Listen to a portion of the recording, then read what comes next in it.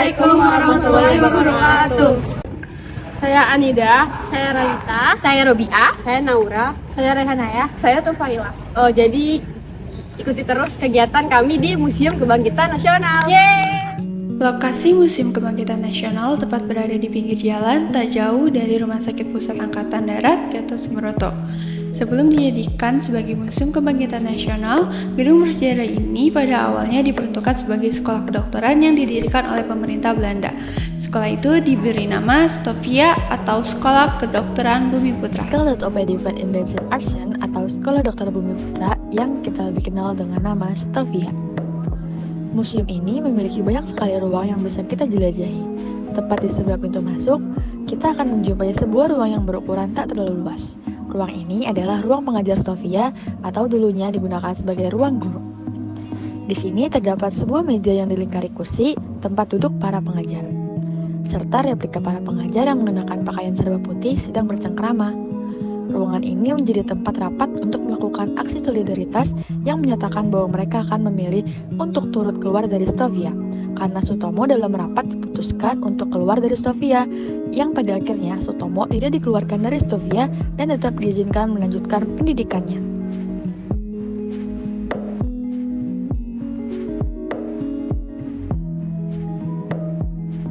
Di sini saya berada di ruangan Direktur Stovia. Direktur Stovia menempati ruangan tersendiri terpisah dari ruang pengajar lainnya, karena harus menerima tamu-tamu dari pemerintah untuk membahas permasalahan-permasalahan terkait dengan pembelajaran yang ada di Stovia. Salah satu Direktur Stovia yang berperan membela adalah R. Sutomo, setelah Budi Utomo, berdiri DRHF Roll yang menjabat pada tahun 1901 sampai 1908. Sekarang kita masuk ke Stovia Faculty Room atau ruang media pembelajaran. Oh iya, hampir di setiap ruangan di museum ini banyak sekali buku-buku lama tentang kedokteran yang disimpan di dalam lemari. Pembelajaran di Stovia lebih menekankan praktik sehingga dibutuhkan media pembelajaran agar memudahkan simulasi dalam pembelajaran. Media pembelajaran ditempatkan dalam ruang tersendiri yang akan diambil oleh para pengajar pada saat akan memasuki ruang pembelajaran. Di sini juga ada peta dari Hindia Belanda.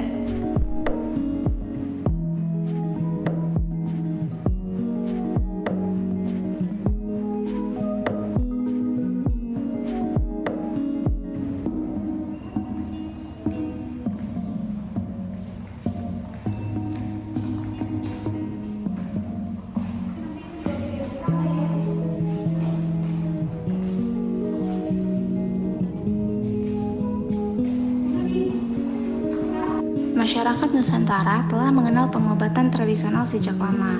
Masyarakat tradisional mempercayai hal yang bersifat mistis atau supranatural sebagai penyebab datangnya suatu penyakit.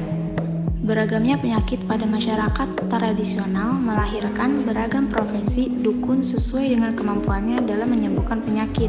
Misalnya, dukun bayi, dukun urut, dukun sunat, dan sebagainya. Masyarakat di Nusantara juga mengenal pengobatan tradisional yang bersifat herbal dengan menggunakan racikan tanaman tertentu yang dipercayai dapat menyembuhkan penyakit.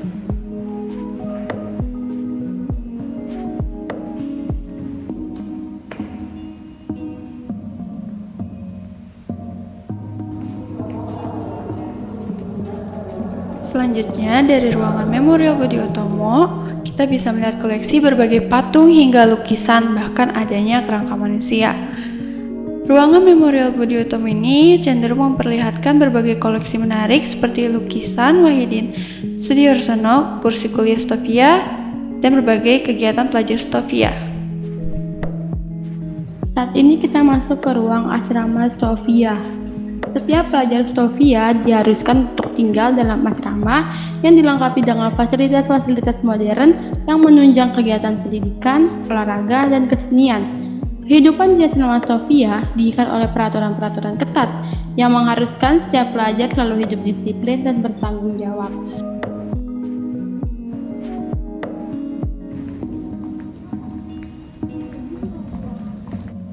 Halo, di sini aku bersama teman-temanku masuk di sebuah ruangan yang banyak peralatan-peralatan medis pada zaman dulu. Jika dibandingkan dengan sekarang, sangat beda jauh karena dulu masih tradisional dan sekarang sudah sangat canggih dengan adanya teknologi. Dalam ruangan ini ada beberapa macam peralatan, contohnya seperti alat kuster, dandang penstril, alat pembuat tablet, alat pencetak detak jantung, alat pemompa pernapasan, dan masih banyak lagi alat-alat lainnya. Oh iya, setelah aku baca di beberapa web, di Museum Kebangkitan Nasional kurang lebih sekitar 300 peralatan kedokteran yang dibagi menjadi beberapa jenis, seperti peralatan kedokteran umum, alat kedokteran kuster ISAF, alat ronsen, alat peralatan kedokteran gigi, alat THT, dan peralatan kedokteran bedah. Halo guys, aku Robiah, sedang ada di ruangan Budi Utomo atau ruang pergerakan nasional. Nah, yang pertama yaitu ada Perhimpunan Indonesia. Perhimpunan Indonesia ini nama lainnya dulu yaitu Indischievereniging. Dia ini dibentuk oleh Belanda pada tahun 1908 dan dibawa ke Indonesia dengan nama lain yaitu Perhimpunan Indonesia. Di sini ada Serikat Islam. Nah, kalau Serikat Islam ini dulunya itu namanya Serikat Dagang Islam. Nah, lanjut di sini ada Jong Java. Jong Java ini bisa terkenal yaitu Trio Korodarmo. Lalu ada Indische Partij. Nah, Indische Partij ini merupakan organisasi pertama Hindia Belanda yang didirikan pada tahun 25 Desember 1915 loh. Dan terakhir ada Muhammadiyah. Nah, untuk Muhammadiyah ini yaitu organisasi agama gitu loh, agama Islam.